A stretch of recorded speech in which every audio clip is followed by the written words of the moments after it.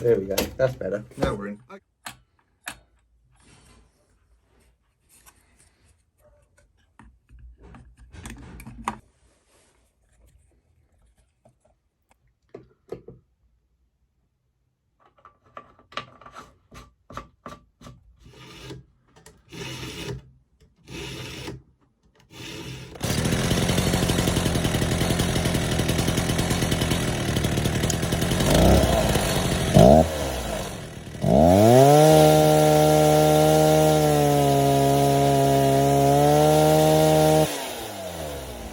So, after I'd done that tune, I wanted to check the oiler was working, and it wasn't. The chain was dry.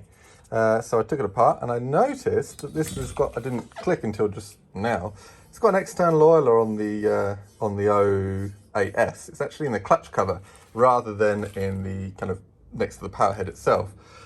So what that means is that whenever this is butted up against the saw, I need to hold this side, and there's not one, but instead there's one that side. So this is what I'm talking about. Notice here, that hole goes all the way through. You can see my finger moving behind it. One that side and one that side. That's what we need for the 08S, not this where it's kind of blind on one side. I've just done about 15 cuts and none of them were on video. It wasn't working. I pushed the button, it didn't record. So we'll just do one more quick cut. I'll just take a piece of log and show you that it works, and that can be the kind of the finish of this whole rebuild. So there we go, let's spin you around.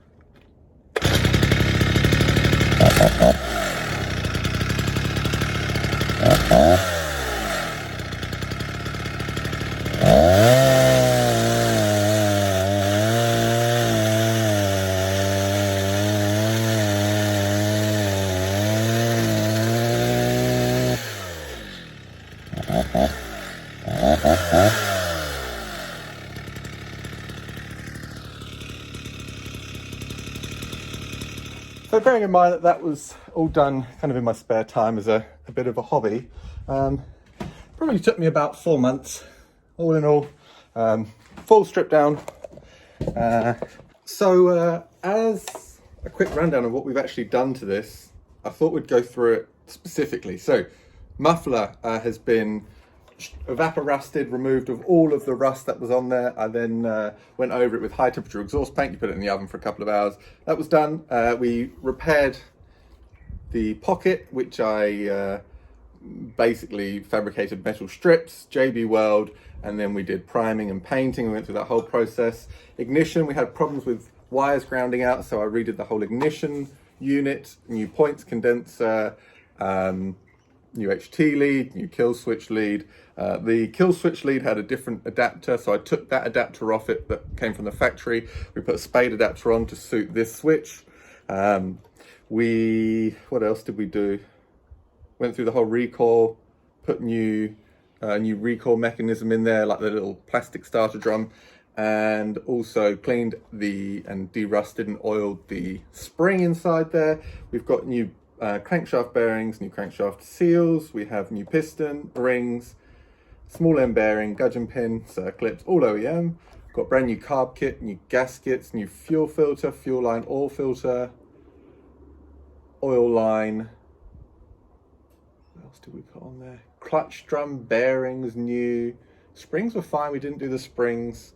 You can see how nice this rubber grip is. That's new. We put that one on.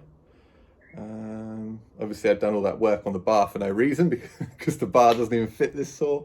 And of course we painted underneath there. That side's all been paint matched. You can see that this side where this foot was all been paint matched. You can't tell the difference. It's a brilliant match. New linkage. We've got a new throttle lock button because that one was gone, and the problem with that, actually, the reason why the old one was gone was because it must have just fallen out, because when I put the new one in, it just slipped out. It's all worn away. So I had to put some washers in there and make that work, but it works great. No worries at all. Linkage works good. I had to adjust the linkage because everything's worn in here. It's old, but we've got that working as well. That's nice. New spark plug, new HT lead, new boot, new rope. So that's it. So the outside of the saw is all beautiful, original from the 1960s, and it's got the lovely patina, just cleaned up really nicely. And then we've obviously got new internals, so that we're going to keep this going for hopefully another, well, if it goes on a shelf, however many years people have it. So there we go. Hopefully in time, these old saws will get a bit more love than they're currently getting.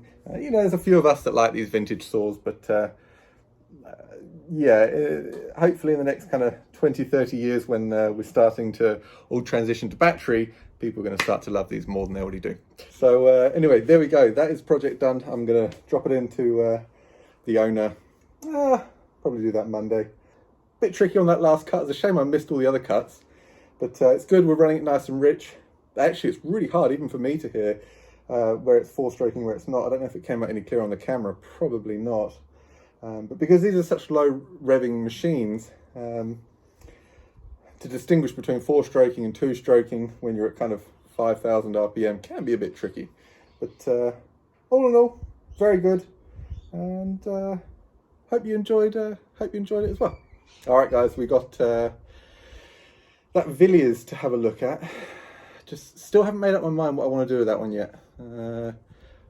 Can't decide whether I should put a really nice, build a base together and bolt it up and put a nice throttle linkage and stuff on there so it can basically just be put on the ground, started, as you've kind of seen, but a bit nicer. Or we do a full overhaul and restoration. We'll have to have a think about it. I'll probably do a pressure and vacuum test, see if I can get things like seals and bearings, new old stock, and we'll go from there. All right, guys, catch you soon.